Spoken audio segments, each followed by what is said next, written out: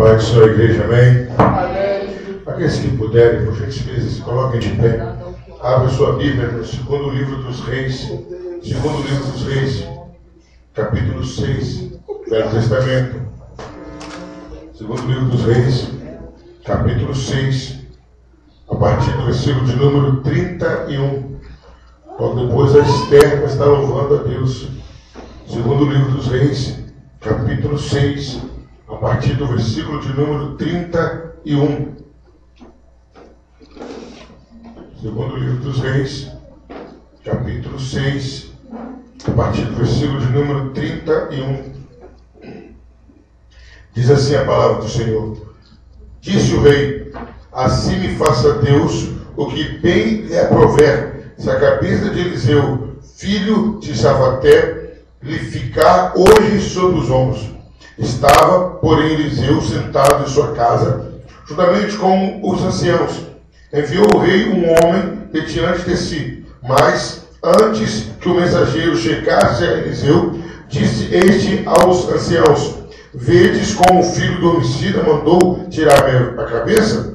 Olhai, quando vier o mensageiro, fechai-lhe a porta, empurrai-o com ela. Porventura, não vem após ele o ruído dos pés do seu senhor? Falava ele ainda com eles, quando lhe chegou o mensageiro, disse o rei: Eis que este mal vem do Senhor. Que mais, pois, esperaria eu do Senhor? Então disse Eliseu: ouvi a palavra do Senhor. Assim diz o Senhor: amanhã, a estas horas mais ou menos, nascerá um alqueire de flor de farinha por um ciclo, e 2 cevadas por um ciclo, à porta de Samaria. Porém, o capitão, a cujo braço o rei se apoiava, respondeu ao homem de Deus: ainda que o Senhor fizesse janelas no céu, poderia suceder isso? Disse o profeta: eis que tu ouvirás com teus olhos, porém disso não comerás. 4 homens leprosos estavam à entrada da porta, os quais disseram uns aos outros: para que estaremos nós aqui sentados até morrermos? Se dissermos: entremos na cidade, há fome na cidade, e morreremos lá. Se ficarmos sentados aqui, também morreremos. Vamos, pois, agora, e demos conosco no arraial dos Sírios. Se nos deixarem viver, viveremos. Se não nos matarem, tão somente morreremos. Levantaram-se ao anoitecer para se dirigir ao arraial dos Sírios. E tendo chegado à entrada do arraial, eis que não havia lá ninguém, porque o Senhor fizera ouvir no arraial dos Sírios ruídos de carros e de cavalos, e ruídos de um grande exército, de maneira que disseram uns aos outros: eis que o rei de Israel alugou contra nós os reis dos heteus e o rei dos egípcios, para virem contra nós. Pelo que se levantaram e, fugindo ao anoitecer, deixaram as suas tendas, os seus cavalos e os seus jumentos, e o arraial como estava, e fugiram para salvar a sua vida. Chegando, pois, aqueles leprosos à entrada do arraial, entraram numa tenda, e comeram e beberam, e tomaram dali prata, ouro, vestes, e se foram, e os esconderam. Voltaram e entraram em outra tenda, e dali também tomaram algumas coisas e a esconderam. Então disseram uns para os outros: nós fazemos bem. Este dia é dia de boas novas, e nós nos calamos. Se esperamos até a luz da manhã, seremos tidos por culpado. Agora, pois, vamos e anunciemos a casa do rei. Podemos assentar, queridos, mas por gentileza mantenha a sua Bíblia aberta. Esther.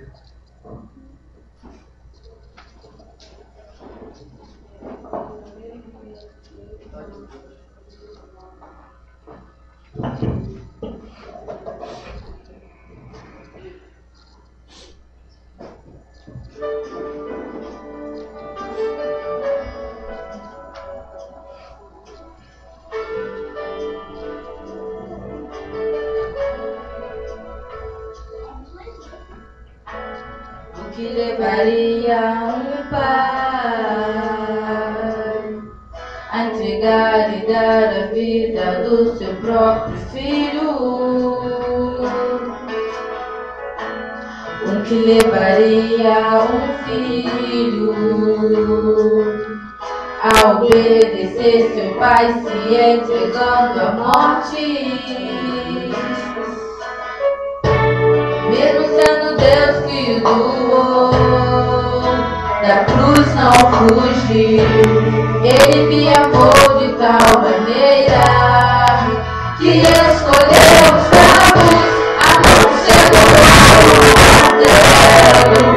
Era bom de Deus, os maus que feriram seu corpo, é o meu dizer. A mão segurou o martelo, é a mão de Deus, os maus que feriram seu corpo, é o meu dizer.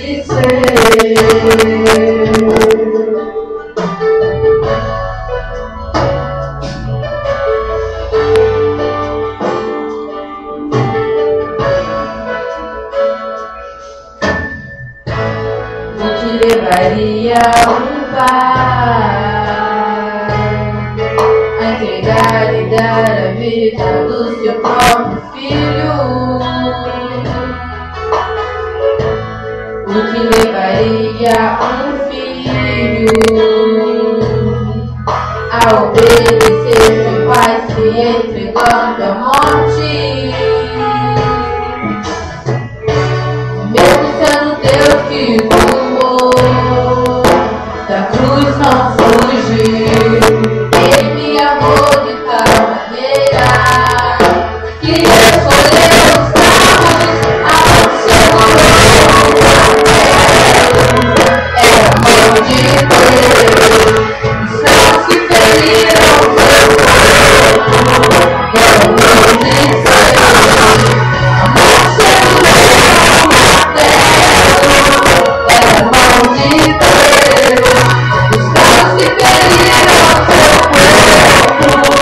é o meu dizer.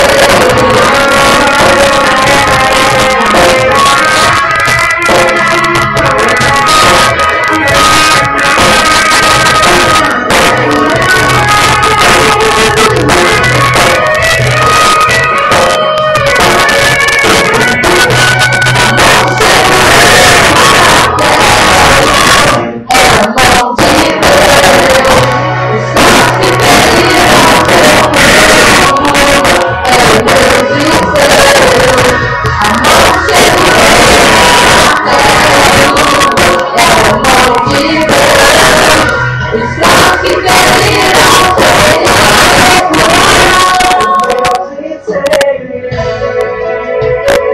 é o meu dizer. Seu lado furado devia ter sido meu. Todos os meus pecados, minhas enfermidades foram levados naquela cruz, naquela cruz.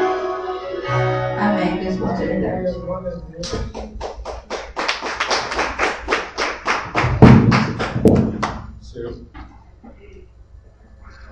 Senhor nosso Deus e nosso Pai, não nos prive, não nos tire, ó Pai, essa oportunidade de ouvir a sua voz, de sairmos daqui melhores do que entramos. Ó Pai, a tua palavra lida já é um consolo, um conforto, um refrigério. Ó Pai, é uma injeção de ânimo. A sua palavra explanada, explicada pelo teu Espírito Santo, ó Pai, o efeito dela é, ó Pai, incalculável, imensurável, é fabuloso. Então, ó Pai, o teu Espírito Santo, ó Pai, vai além de todas as limitações de quem fala, de quem ouve, tira os cansaços físicos, mentais, emocionais, tira a preocupação, tira, ó Pai, a culpabilidade, tudo aquilo que possa intervir, possa atrapalhar, ó Pai, ouvirmos e entendermos a sua voz, que o Senhor esteja neutralizando, ó Pai, que cada um de nós, a começar por mim, saia daqui, ó Pai, totalmente revigorado, renovado, com a fé fortalecida e prontos, ó Pai, para que venhamos a conquistar todas as nossas vitórias, em nome de Jesus. Amém.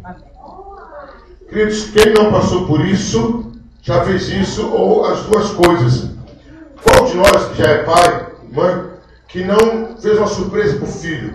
O filho esperava um presente, ou no Natal, ou no aniversário, e o filho estava ansioso, né? Talvez você até deixou passar a ideia, às vezes você até mentiu. Ah, meu filho, o papai está apertado, a mamãe está apertada, esse ano não vai dar para fazer nada. Aí você já tinha comprado bolo, já tinha comprado refrigerante, você já tinha preparado todas as coisas. E o seu filho, naqueles instantes, ansioso, e ele vai para lá, vem para cá, não sabe o que fazer. Aí quando chega a hora, ou a bicicleta está no quarto escondido, ou você manda o filho ir na rua comprar alguma coisa, quando ele volta, está todo mundo dentro de casa, dando parabéns para ele. Mas naquela hora o menino ou a criança não tem noção do que ia acontecer. Ele passa um momento de tristeza, de angústia, e desesperado, talvez ele se culpa, poxa, eu não vou ter porque eu gastei demais, né? Eu dei trabalho para minha mãe, mas na verdade você já tinha tudo planejado e a criança iria receber aquele presente. Queridos, o texto que nós lemos, ele conta a história de uma cidade chamada Samaria, capital de Israel. Em dado momento da Bíblia, era só um Israel, o povo decidiu se separar, então ficou Judá de um lado e Israel do outro lado. Os dois países tinham forte tendência de buscar a Deus, mas Judá ficou mais fiel. Mas Deus não esqueceu Samaria, Deus não esqueceu Israel. Constantemente Deus abençoava, livrava. E nesse texto que nós lemos, estavam chegando os momentos finais da liberdade de Israel. Israel já vinha aprontando com Deus de várias maneiras. E a maneira que Deus tinha para castigar o povo na época era tirar a paz. Literalmente, o povo começava a desobedecer, Deus o levantava, permitia um exército mais forte levantar e guerrear. E o texto que nós lemos aconteceu exatamente isso. Israel, Samaria, capital de Israel, não estava muito fiel a Deus. Deus permite que um exército muito forte se levante e cerque a cidade. Eu vou tentar passar para vocês de uma maneira mais próxima da realidade possível. Todas as cidades eram cercadas por muro naquela época. Todas as cidades eram um meio de proteção. Mas esse meio de proteção acabava virando uma arma contra a cidade. Porque naquela época já tinha a água duto, a água vinha pelo cano. Né? O pessoal não plantava dentro da cidade. A comida vinha de fora, tudo vinha de fora. Então quando o inimigo queria ganhar a guerra, o que ele fazia? Sitiava aquela cidade, cercava. Então a primeira coisa que ele fazia, não deixava a comida entrar. Então os vendedores, os agricultores, que tinham campo fora da cidade, não conseguiam levar a comida, fazer a comida chegar na cidade. E aí o que depois eles faziam? Eles iam lá e cortavam a água da cidade. Então, queridos, imagina a situação daquelas cidades, daquelas pessoas. Elas estavam sem água, sem comida, e elas não podiam sair para comprar. Não era falta de dinheiro, não era falta de dinheiro. Todo mundo tinha dinheiro, todo mundo tinha condições, mas o que aconteceu? Não tinha com quem comprar ou aonde comprar. Porque se eles saíssem da cidade, eles eram mortos. Então imagine, querido, essa situação. O problema deles não era pequeno, não era só o problema da fome, era um problema que não tinha como solucionar. Imagine aí você, na sua casa, com 1.000, 2.000, 3.000, 4.000 reais, mas se você sair para comprar comida, você vai ser morto.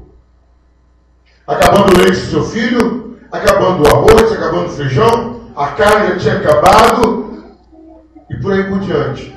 Imagine, queridos, principalmente as mulheres que mexem muito com água, você aí com 3, 4, 5, 6, 10 dias sem água.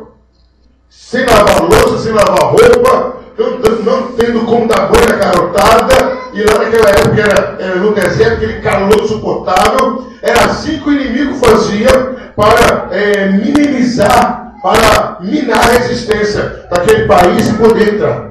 Era essa a realidade de Samaria. Fome, problemas de higiene, porque não tinha água, e do lado de fora o inimigo. Agora imagina, meus queridos, não estou dramatizando não, estou mostrando a realidade. A qualquer hora o inimigo iria invadir. Quer dizer, a pessoa não comia bem, não tomava banho e não dormia bem. Qualquer barulhinho a pessoa já ficava, é um inimigo. E quando eles invadiam, queridos, não era pacificamente, olha, dá você sair da sua casa. Não, eles chegavam matando todo mundo. criança, há algumas histórias da Bíblia que diz que o exército invadia, chegava a cortar a barriga da mulher grávida e tirar o feto. Era coisa assustadora, era coisa de bárbaro. Então imagina você dormir assim, preocupado. Primeiro que para dormir já seria difícil, com fome, aquele suor danado, você, seu esposo, seus filhos, e qualquer barulho podia ser o inimigo.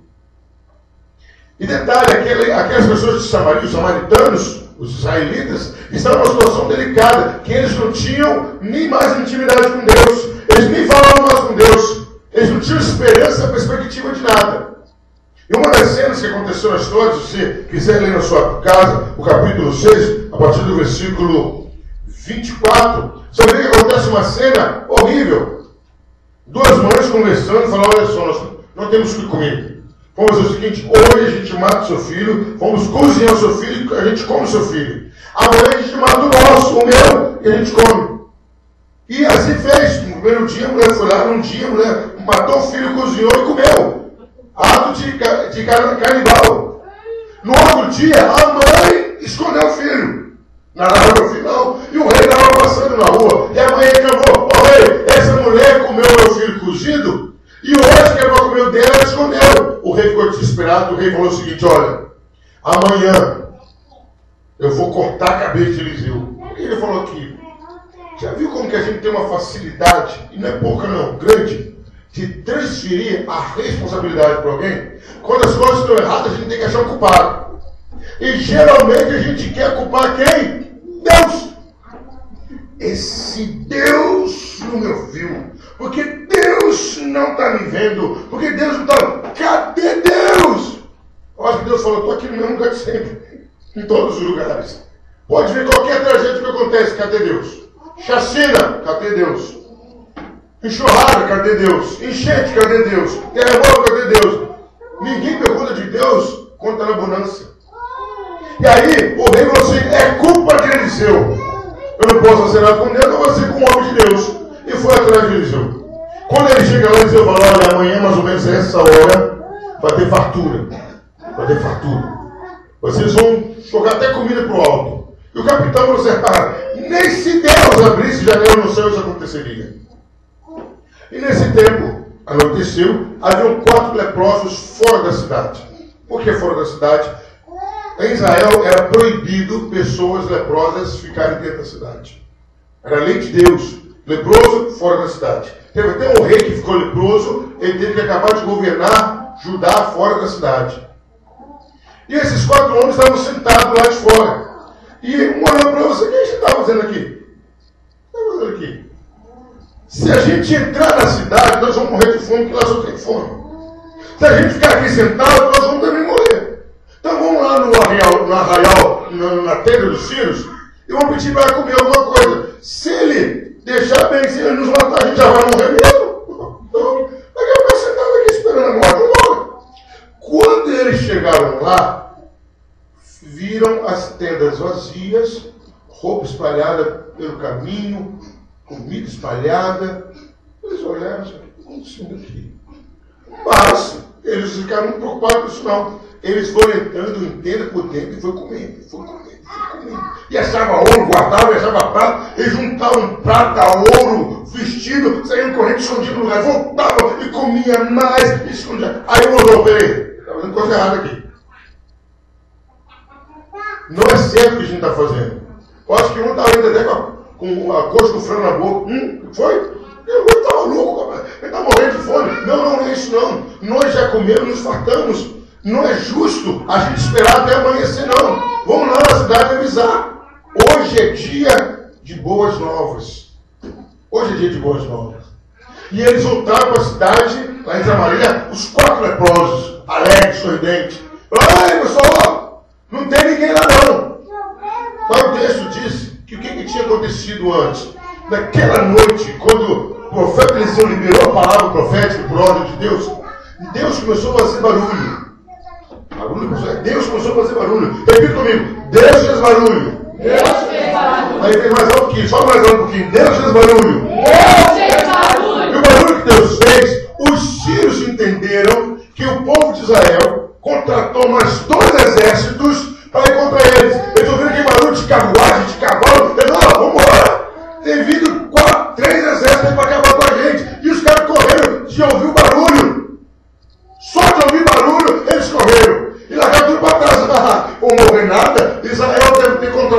os egípcios e os heteus e estão vindo quente para cima da gente. Os homens saíram correndo igual crianças, correm de cachorro bravo e deixaram tudo para trás.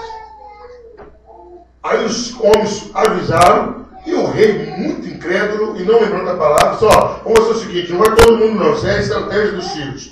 Vai um pouco e quando vê que está tudo certo, o resto vai. Ó, meu amigo, uma turma com fome, que estava comendo um filho do outro, estava comendo até cabeça de jumento, de tanta fome que eles tinham. Quando eles viram aquela comidalhada solta, tiveram até gente assando um pedaço de pernil de carneiro, tudo solto. Ele falou: quem vai ficar tomando conta é o capitão. Queridos, o capitão estava na frente olhando, ele foi atropelado. Passaram por cima do capitão, não sobrou o capitão para contar a história. Aí é para se cumprir a promessa de Deus, que Deus falou com ele. Que ele falou: nesse Deus abrir janela no céu. Aí o profeta de Deus falou com ele: você vai ver e não vai comer. Mas, querido, o que eu quero tirar desse texto para a gente? Quando temos um grande problema, o que acontece? Quando temos um grande problema, o que acontece? Querido, o que eu acho interessante, hoje eu vim no ônibus preparando o sermão, pensando no sermão, e na verdade, dia culto de libertação, na verdade, é nada mais nada menos dia de solução de problema. Libertação é isso, é alguém que gerou problema para a gente, ou nós geramos problema para a gente, e a gente chega para Deus e fala: Senhor, não dá para resolver. Eu entrei nessa fria e eu não sei sair, ou eu não consigo sair. E nessa noite, queridos, eu quero estar falando sobre exatamente isso. Quando nós temos um grande problema, o que acontece? O que fazer? Quando nós temos uma situação que vai além das nossas forças, e detalhe, você já viu o problema que a gente consegue resolver? Não tem. Uma coisa de doido. Pode ver, a maioria dos nossos problemas fogem do nosso controle. É difícil você ter um problema que você resolva, detalhe, sem girar outro. Geralmente o cara resolve o problema gerando mais dois, gerando mais três, assim por diante. Mas nessa noite, queridos, Deus preparou uma palavra para você. Quando eu tenho um grande problema, como que se resolve? Qual o fim que dá? A primeira coisa, queridos, quando aparecer um grande problema na sua vida, eu quero que você tenha certeza absoluta. Quando o rei vai falar com Eliseu, o rei se dirige a Eliseu e fala: olha, o rei foi para ameaçar Eliseu. Eliseu nem deixou o rei falar, falou assim: olha, amanhã é essa hora, vai ter fartura de comida em Samaria. Queridos, eu quero dizer para você o seguinte: quando o seu problema se torna grande, Deus já tem uma palavra de vitória para a sua vida. Você está atentando para o problema, está preocupado com o problema, você está dormindo com o problema, acordando com o problema, você nem arrumou direito, mas eu quero dizer para você o seguinte: quando o seu problema começa a se tornar gigante, o meu Deus já está falando que a vitória sobre o seu problema é sua. Amém, igreja? É isso que eu quero que você tenha certeza absoluta. O seu problema está crescendo, mas Deus já tem uma palavra para você, e a palavra de Deus é essa: esse seu problema não vai te vencer. Aleluia. O grande problema de Samaria era o que na cabeça do rei? Era fome. Era só a fome. Mas, querido, na verdade não era esse o grande problema de Samaria. O que eu relatei? Era fome, falta de higiene, e era o inimigo que estava do lado de lá.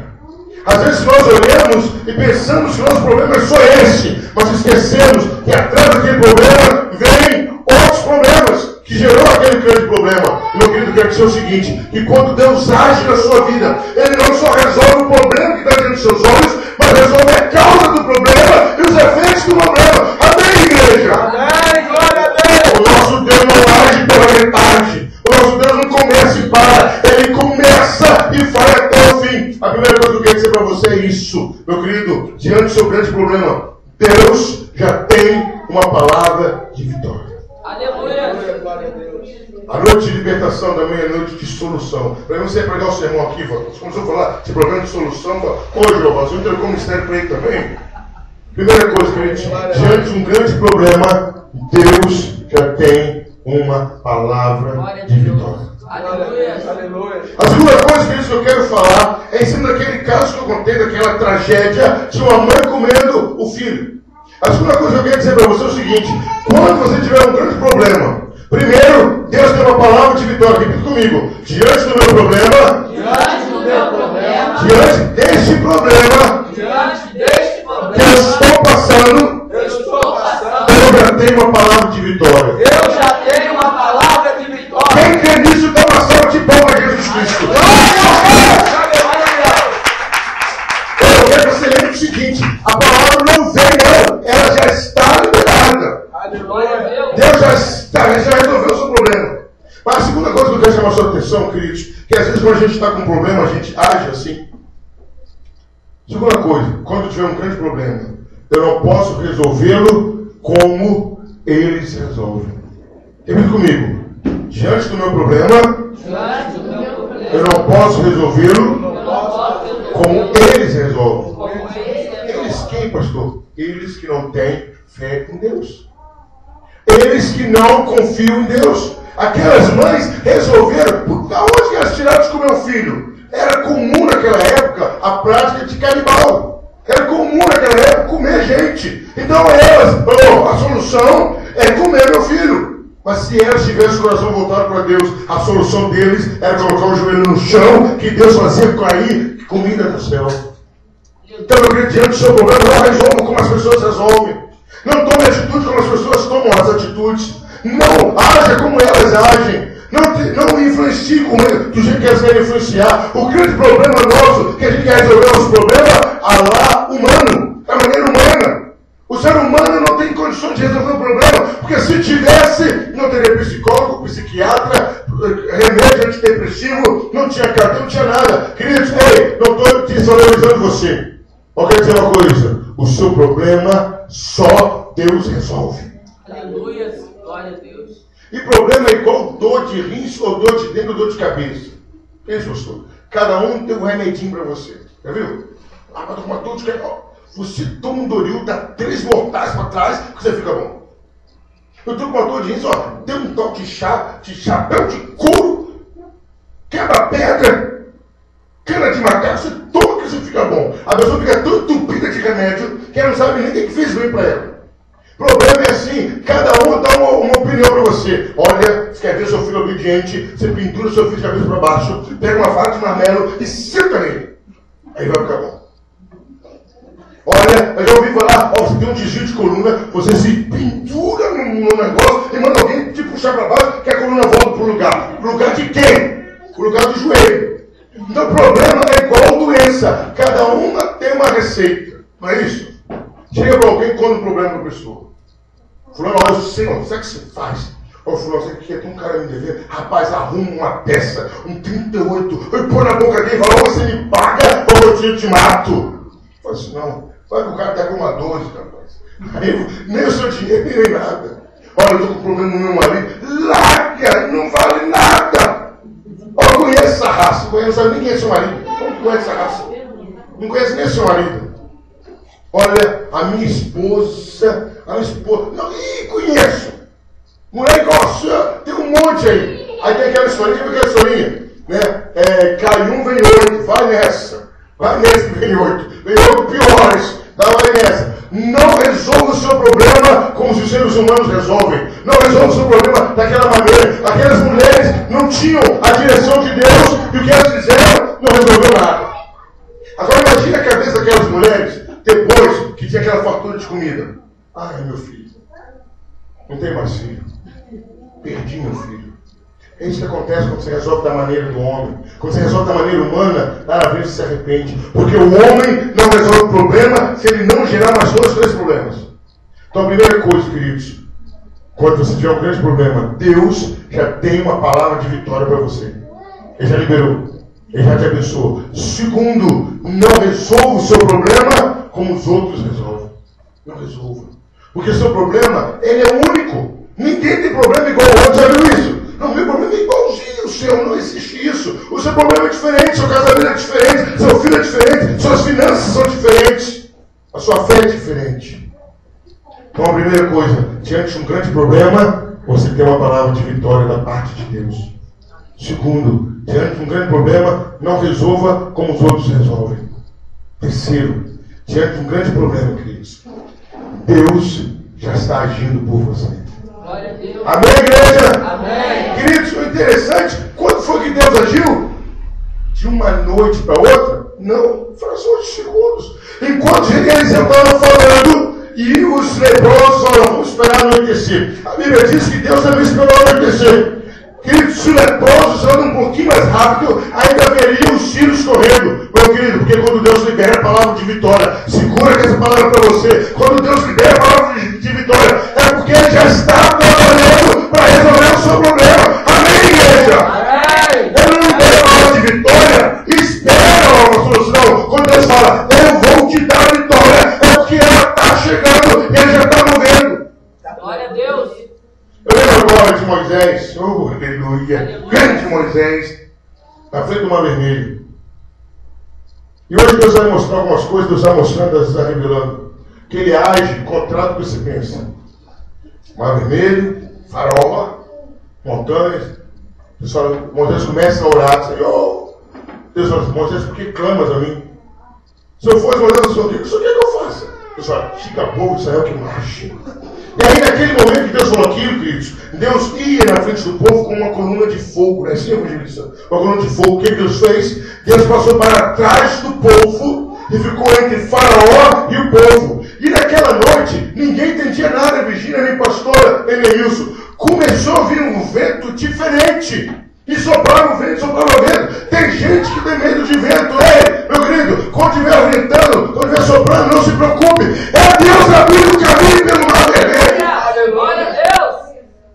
E começou a ventar. Aí Deus falou, Moisés, toque na água, levanta o cajado. E o Mar Vermelho se abriu. Mas Deus começou a operar na noite. Meu querido, eu quero dizer para você o seguinte: enquanto estiver escuro, não se preocupe, porque o seu Deus é o Deus da noite e é o Deus do dia, é o Deus da madrugada, é o Deus que trabalha diuturnamente a favor para resolver o seu problema. Glória a Deus. Aleluia. Quando você tiver um grande problema, não se preocupe, porque já tem uma palavra de vitória para você. Quando você tiver um grande problema, não resolva como eles resolvem. Não faça isso. Não se misture, não se venda, não se corrompa, não se desespere. Porque o seu Deus tem uma palavra de vitória e Ele já está agindo em prol do seu problema. Glória a Deus. Meu querido, você não pode querer acreditar em mim. Quero dizer uma coisa para você. Deus sabe o tamanho do seu problema e sabe a pequenez da sua fé. E Ele age por você porque Ele te ama. Glória a Deus. Meu problema é grande porque eu tenho febre e não resolvi. Não. Nada disso. Deus já decidiu e já liberou uma palavra de vitória. E Ele já está agindo em prol de você. Primeiro, quando você tiver um grande problema,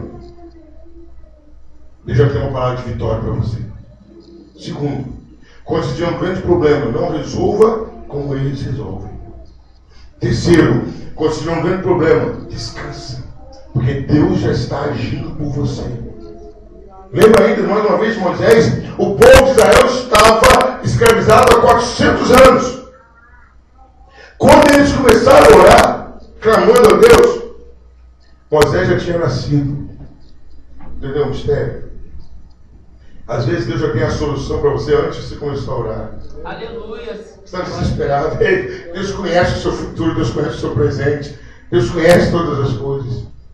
Mas, queridos, a quarta coisa que eu quero tirar desse texto: os leprosos sentados, esperando a morte, o cara doente, o cara faminto, o cara do lado de fora, só esperando a morte. Eles falaram: ei, não vamos ficar aqui parados, não. Temos que fazer alguma coisa. Queridos, é isso que eu quero dizer para você. Não é hora de ficar parado. Olha para o seu irmão falar isso. Não é hora de ficar parado. Não é hora de ficar parado. Às vezes nós estamos parados. Queridos, já viram a facilidade que nós temos de ser parado? Filho ficou doente, a gente para. Apareceu dívida, a gente para. Apareceu uma costa, a gente para. Tudo para a gente. Para a nossa caminhada, para a nossa fé, para a nossa intimidade com Deus. Tudo para o ser humano. Uma facilidade tremenda. E o ser humano, só Deus. Tem ser humano que quando está com muita dificuldade, ele para. Mas quando ele está prosperando, ele para também. E agora, como Deus vai fazer isso? Não é hora de ficar parado. Não é hora de a gente cruzar os braços. não é hora de a gente ver a banda passar, não é hora de a gente ficar vendo um navio atravessar, não. É hora de fazer alguma coisa. Aqueles homens foram ao encontro da solução de Deus. Muitas vezes nós cruzamos os braços e falamos isso é com Deus. O que é com Deus, Ele faz. Eu vi uma frase, não sei quem me contou, não lembro agora, a pessoa me falou essa semana, falou que Deus, eu vi o sermão, vocês vão falar, falou que Deus, o que é para você fazer, Ele não move uma palha. O que é para você fazer, Ele não move uma palha. Mas quando chega o seu limite, Ele move terra e céus para fazer a parte dele. Aleluia. É isso, queridos. Descansar em Deus não é a gente sentar e relaxar. Não, descansar em Deus é eu não me preocupar com o que vai fazer. Mas Deus está falando, faz a sua parte. O seu problema é cooperativo. Deus vai te dar orientação. Deus vai te falar o que fazer. Mas espere Ele falar. E quando Ele fala, comece a agir. Não pare. Não é hora de ficar parado. O seu problema já está solucionado. É você que parou. É você que não fez. Eu não sei se alguém já contou aqui, de repente o evangelista já contou, a pastora. Mas tem um caso que se encaixa nisso. Havia um alpinista, esses homens que sobem a montanha. Em dado momento, ele é evangélico, subindo, escuro, ele se descontrolou e caiu. E ele ficou pendurado pela estrutura, amarrado na corda. E ele começou a orar, meu Deus, me ajuda, eu não quero morrer, eu sou fiel ao Senhor, fala o que eu tenho que fazer. E Deus começou a falar com ele, corta a corda. Não, corta a corda, que isso? Senhor, é sério, Senhor, me ajuda a sair dessa situação, eu sou fiel, Senhor, só estou praticando um esporte. E Deus começou a falar com ele, corta a corda. E nada daquilo ele resolveu não fazer isso. No outro dia, uma área muito fria, no outro dia acharam esse homem congelado a 1 metro do chão. Se tivesse cortado a corda, ficava ali. Se você tivesse caminhado com Deus, você estava com o seu problema resolvido. Se tivesse vindo na igreja, estava melhor a sua vida. Se estivesse lendo a Bíblia, se estivesse evangelizando, não fique parado. Não é hora de ficar parado. Repita isso. Não é hora de eu ficar parado. Mas pastor, está doendo, caminha. Pastor, está pesada a cruz, caminha. Porque a sua vitória está muito mais perto do que você imagina. Às vezes está faltando apenas um passo a mais. Está faltando apenas uma joelhada a mais. Mas não podemos ficar parados, queridos. Não podemos ficar parados. Mas pastor, mas a igreja não está tão cheia assim. Mas estamos parados. Mas pastor, eu estou indo na igreja, mas você pode ser mais. Chama alguém, traz alguém, evangeliza, fala de Jesus. É impossível. O Félix tem o quê? Mais 22 mil pessoas? Mais ou menos? 15 mil? Tem alguma igreja no FLAG que tem 1.500 menos? Nenhuma. Então tem muita gente perdida pelo FLAG. Às vezes eu passo ali e tem, não sei o que é aquilo, um monte de gente ali, perto ali. Um monte de gente. Ali junta mais gente no domingo do que em qualquer igreja que tem no FLAG. Cabe a nós, não podemos ficar parados. Não podemos ficar parados. Diante de um grande problema, não fique parado. Quando Davi foi se encontrar com Golias, Davi ficou sentado esperando Deus derrubar Golias? Não. Pegou 5 pedrinhas, colocou lá dentro do alforje, na sacolinha dele, e com detalhe, Golias correu para cima de Davi, e Davi correu para cima de Golias. Ele é maluco. Ele correu para cima de Golias. Foi um correndo para o outro. Acho que cada pisada de Golias tremia a terra, mas Davi partiu para cima de Golias. Ei, meu querido, não é hora de ficar parado. Você tem um problema, Deus já liberou a palavra. Não pegue conselho com o ímpio. Não se aceite a roda dos seus vencedores. Deus já está agindo, Deus já agiu por você, mas não fique parado. Porque o seu problema está solucionado por Deus. Mas aquilo que você pode fazer, Deus não vai fazer. Você sabe o que você tem que fazer. Essa noite, queridos, eu quero deixar essa palavra para você. Diante de um grande problema, Deus já tem uma palavra de vitória para você. Diante de um grande problema, não haja como os ímpios, não haja no desespero, não haja afoitamente, não faça isso. Diante de um grande problema, Deus Deus já está agindo por você. Quem crê nisso, levanta a mão. Quem crê que Deus já está fazendo? É isso que eu quero que você leve para cá essa certeza. Deus já está agindo por você. Deus já está agindo por você. Quando Daniel foi jogar na cova dos leões, já tinha anjo lá dentro dos leões. Quando Sadraque, Mesaque e Abednego foi jogar na fornalha, tem gente que coloca isso no carro, né? O quarto homem da fornalha daqui. Que quarto homem? Ele era o primeiro homem. Antes de Sadraque, Mesaque e Abednego entrarem na fornalha, Deus já estava na fornalha há muito tempo. Meu querido, antes que seu problema se torne grande, Deus já tem uma grande solução para ele. O problema é que às vezes a gente fica parado. A gente para. A gente desanima. A gente olha para trás. A gente deixa a fé de lado. Esse é o grande problema. Às vezes nós paramos. Pastor, você sabe o que eu estou falando? Sim, que eu estou falando. Tem hora que o problema parece que é maior que a nossa fé. Parece não, é maior que a nossa fé. Mas diga o seu problema, que você tem um baita de Deus. E Ele é muito bom nisso. Mas não fique parado, queridos. Hora nenhuma. Não fique parado. Porque, queridos, agora é hora de solução. É a sua parte. É uma cooperação, uma cooperativa. O lado de Deus, o milagre que Ele já fez.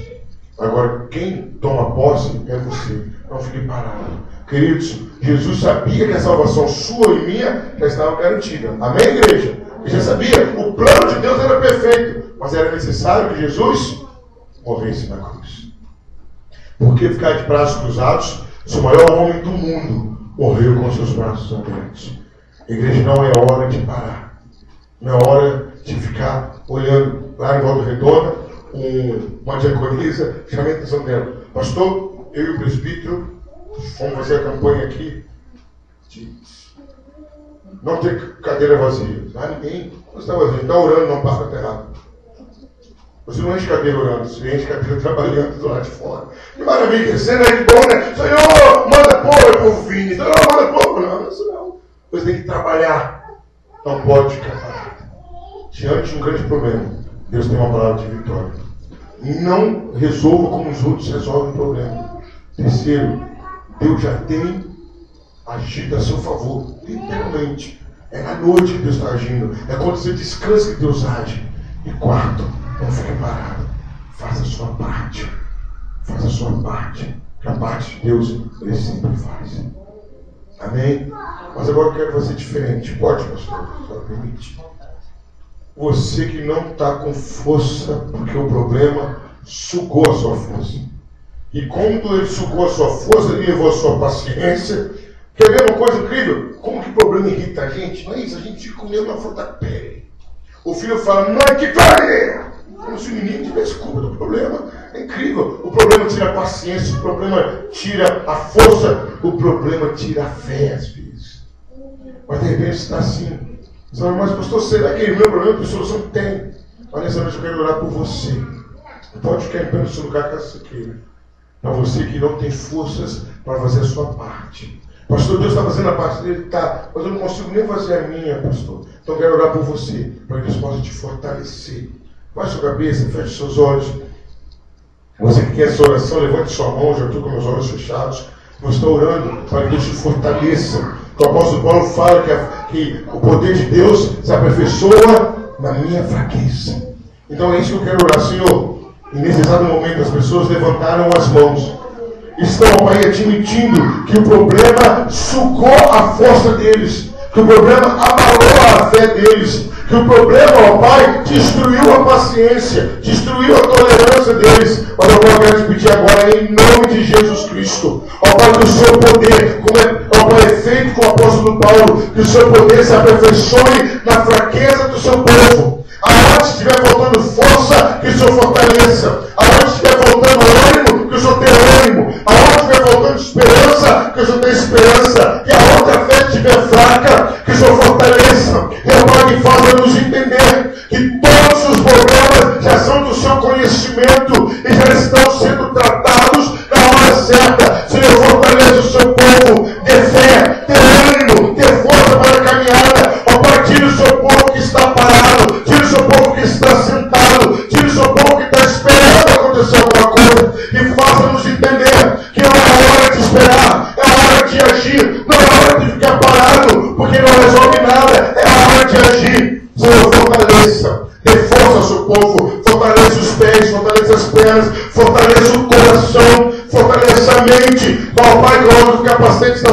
coração, para que todos eles, ó Pai, tenham a certeza que o Senhor já tem uma palavra de vitória para eles. E quando o Senhor libera a palavra de vitória, é porque a vitória já está chegando. Eu abençoo o teu povo, eu te peço, Espírito Santo, em nome de Jesus Cristo, tanto a eles e como a mim, e como a liderança dessa igreja, fortaleça o seu povo, porque a vitória já está ganha. Em nome de Jesus, o problema já está solucionado. Em nome de Jesus. Amém. Eu falo, você repete comigo bem alto. Se Deus é por nós, quem será contra nós? Mais uma vez, se Deus é por nós, quem será contra nós? Posso todas as coisas naquele que me fortalece. Mais uma vez, posso todas as coisas naquele que me fortalece. Agora, bem alto, fala, você vai falar mais alto que eu. Jesus me fortalece. Uma salva de palmas a Jesus Cristo. Aleluia. Palavra abençoada, né?